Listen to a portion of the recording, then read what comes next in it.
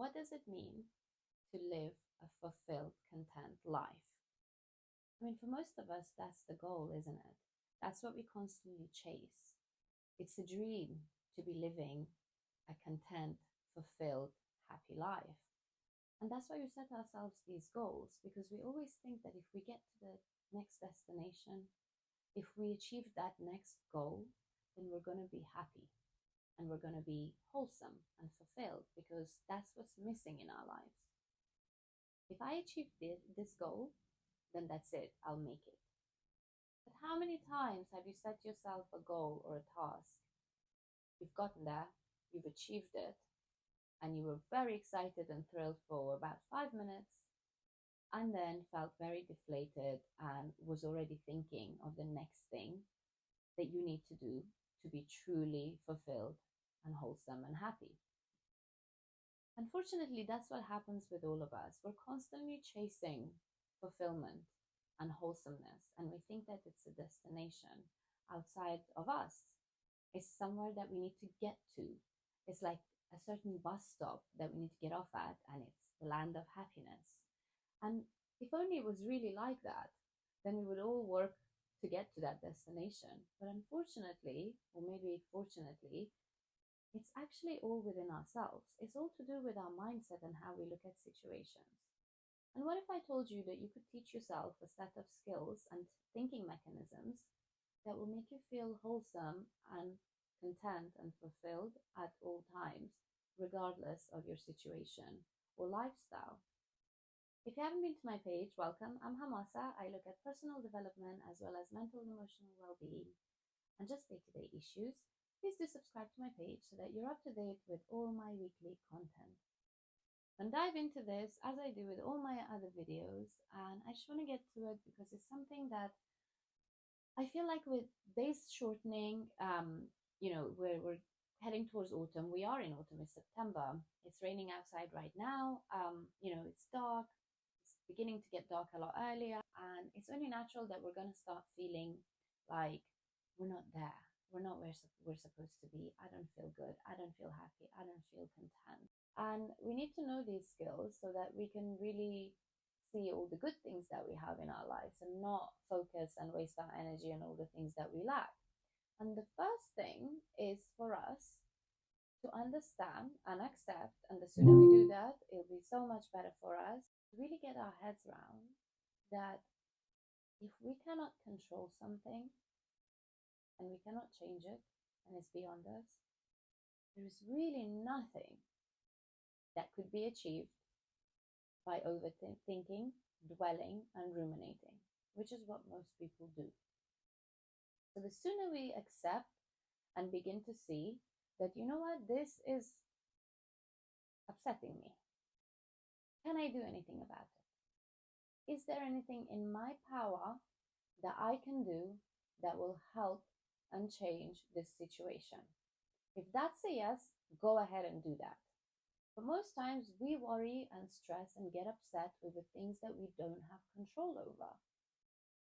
And us worrying and ruminating and dwelling, it's really not going to fast track the situation, find a solution, or fix it. And so we need to understand how much time and effort and energy we're wasting thinking about something that we have no power over. And once we understand and accept that and use that energy and time to be proactive instead of reactive and see and work on the things that we do have control over, the more content we'll become and understand that I cannot change and control everything. These are the things that I can work on, and these are the things that I need to trust the process and just let it be. If someone is upset with me and I've tried to explain it to them and they don't want to know, it is not my job to convince them otherwise. Whatever narrative they have in their head about me, it's their problem, not mine. I did what I needed to do, and I cannot control what someone thinks of me. The sooner you accept that, you'll be so much more happier. My next point would be that the world isn't black and white. And I was someone that in my 20s was very, very by the book and very, very rigid in my thinking that everything is black and white. It's either wrong or right. and you fall under one of the two categories. There is no in between. But as I grew up and life happened to me and things changed, and I realized that responsibilities hit and people that I met and the experiences I went through, that is far from that. Between black and white, there's a whole heap of gray area. And if you don't know someone's journey and someone's life and what they've been through, then you are no one to really judge their decisions and choices and how they live their lives. Because everybody has a different journey, everybody has a different path, and it's those things that shape you today. And so, if your life path and journey is very different to that of your partners or your colleagues or someone that's rubbing you the wrong way, the sooner you accept and understand that they are being like this because of what they've been through. And I haven't dealt with that and I don't have that experience. So, who the hell am I to tell them how to behave and how to feel? I haven't walked in their shoes. I have no right to be judgmental towards them. And so everybody has a different unique journey. Everybody comes from different things. What's right for you may not be right for them. What's wrong to you may not be wrong to them. And everybody's limits are different. And what works for you may not work for them, and vice versa. So just because it's about basically not judging people by your own standards. You might have very high standards, and not everybody is that, but allow them to be themselves. Stop trying to change people, stop trying to shape people, stop trying to influence people. Accept them for what they are. They've lived a different life to you. All you could do is sympathize and have compassion or have understanding, but do not project your thoughts and opinions on them or expect them to do what you think is right. The world isn't black and white, loads of gray area, and people are going to do what they want to do. Accept it, move on. It's nothing to do with you. Don't waste your energy and time on other people's issues. If they're not harming you directly, then really let them live. Let them be happy. Let them love who they love. Let them dress the way they want to dress. Brings me to my next point. When you are so rigid in your way of thinking and you are so black and white and wrong and right, you will then be naturally more judgmental. Because if someone is doing something that you believe is so wrong, you're going to judge them. And if someone's doing things that you think are great or right, then you're going to also judge them on that. If you think that like everything's very rigid and black and white, there's a lot more for you to be judgmental on because it's so rigid. You don't have an understanding of like reading between the lines or understanding other people's reasoning. And so it's like, well, yeah, what you're saying is wrong because wrong is wrong. Yeah, wrong is wrong. But to who? If something's wrong to you, it may not be wrong to someone else, which, like I've already said. So, this is where being so rigid in your way of thinking and being so black and white makes you more naturally a judgmental person. And in our cultures, that happens a lot. Judgment is what gets passed on. You get judged on the way you dress. You must be doing something wrong if you're dressing in a short skirt. Blasphemy. No, absolutely not. Like, it is so bizarre to me that people think like that. Like, they judge or they just see one side of things and assume that they know. That's not the case. And so, being judgmental mostly is a form of projection. If you're very limited on your freedom and what you could do, when someone else has that, you're not going to like it and you're going to judge them for it. But really, what you're projecting is the fact that you can't do the things that they can do. And so, because you can't do them, you become bitter and you start judging them and you start being resentful towards them. So, understand that, and especially on superficial things, things like the color of someone's skin or the way they look or what they're wearing or their job or their salary or their lifestyle, like all the things that are very superficial, not their integrity or kindness, but more like, did you see her hair color or did you see her eyebrows or did you see his nose or did you see his feet? These things people can't control. Maybe eyebrows they can, but other things they can't control. And so if you're going to judge someone on the superficial, then it's more to do with you. And it says something to do about how you are unhappy and what's going on in your life. Because if you're living a very authentic, happy, healthy life and you're busy doing cool things and you're busy with being surrounded by love and your friends and things, physically and mentally and emotionally are not going to have the time to dwell or worry yourself about other people. Why should you? How does that make a difference to your life? So, if you're constantly concerning yourself about things like that, it means that you're actually not fulfilled in your own life. And so, the judgment and basing your judgment on things that are out of people's controls is just a form of bitterness. And that's what you need to pay attention to. It's like, why do I feel that this concerns me?